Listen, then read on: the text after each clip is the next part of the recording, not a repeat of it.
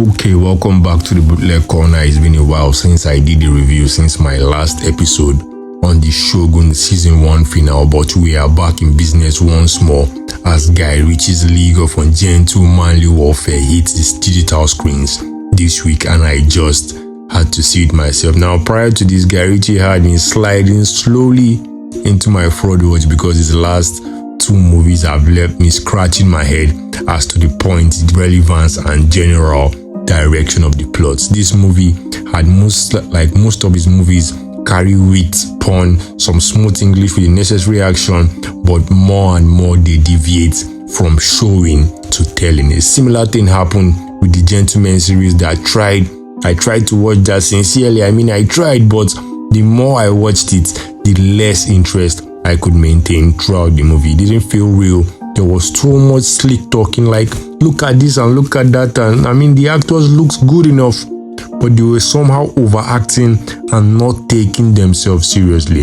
And that's the word I've been looking for to describe the Gentleman series and this ministry of ungentlemanly warfare. We already know these guys, at least the main characters. We've seen them in other movies look and act normally, but when they get to Guy Ritchie, somehow even the simple things they did now have to be overemphasized, and that's where the movie loses its touch. With The Gentleman, my problem was so much talking and explanation and not enough doing to back up the talk. You'll be watching a movie expecting to pick up clues during actions or as part of dialogue. Instead, some narrative voice comes on and begins rattling off in my ears. Now, Ministry of Ungentlemanly Warfare, I'm sorry, but I couldn't sit through this movie with a straight face. Why is everyone so slow and unenthusiastic? That scene at the beginning where Henry Cavill explaining the qualities of his team for the mission is the minute I knew that this movie was up to no good. First off, I don't think he needed to explain the deeds or qualities of his crew. If the British government was desperate enough to come to him, then they knew the guys he rode with. Listing of their exploits, and then I'm seeing some normal looking guys who have zero conviction in their faces. Come on.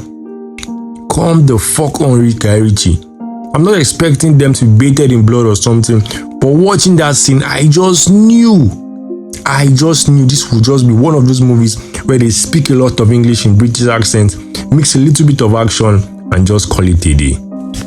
The next part of my problem is where Geoffrey Apuyard is captured by the Nazis, and some way, somehow, a man who has been in Nazi captivity looks like he has just stepped out his house for a stroll. Guy Ritchie, please respect your audience. Respect your audience. The only sign he had even been captured were electric wires attached to his nipples and the specks of blood very visible there. Past that, he looked very pristine in appearance.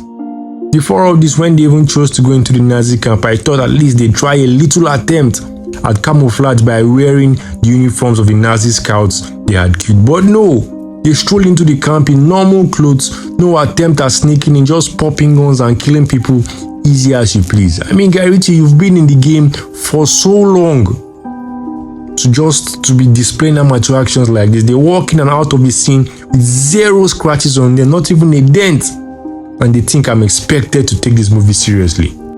Come on, not today. Not absolutely not today. The Nazi captain is just another point of laziness. They just put some guy with no guile or wiliness or craftiness visible in his actions, except to frown his face really hard and speak German at appropriate times. Frankly, he just looked bored, as if he couldn't wait to get out of whatever they had roped him into by getting him to feature in this movie. Seriously, this was a mismatch of something I cannot even put my fingers on right now. The pigeon in this movie doesn't even sound good.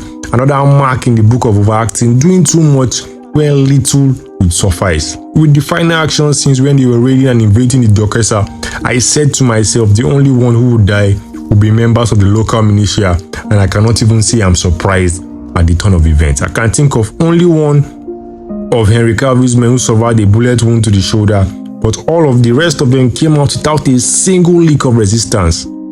All along, it looked like the title of this movie was just to be a fun movie, and I know somewhere a lot of people might have enjoyed it, but I cannot even say I was disappointed because I said it before this movie came out. They will speak some nice English, mix up some nice action scenes, and call it a day, because maybe that will be enough for some people, but it falls well below expectations for me. Guy Ritchie, in your Sherlock Holmes series, you perfectly toed the line between fun, intent, and action. You also did the same with the Gentleman standalone movie. But as for this series and the Ministry of Gentleman Warfare, you've been taking the bite out of the punch, and these films look more like a parody of your style. This was a totally forgettable watch for me, a bland experience, and some very unwatchable parts that I just had to skip. So my rating puts this movie at somewhere between a 3 or 4 over 10. I could absolutely have done without watching this movie, and I'm very sure I'll be deleting it from my phone after this review. However, in other news, Demon Slayer is back and as beautiful as ever with the Hashira training arc, and I'll be uploading edits and clips as much as the copyright owners will allow me. So stay tuned, subscribe to keep up with us. This is still the Bootleg Corner. Keep it locked in, and I'll be back.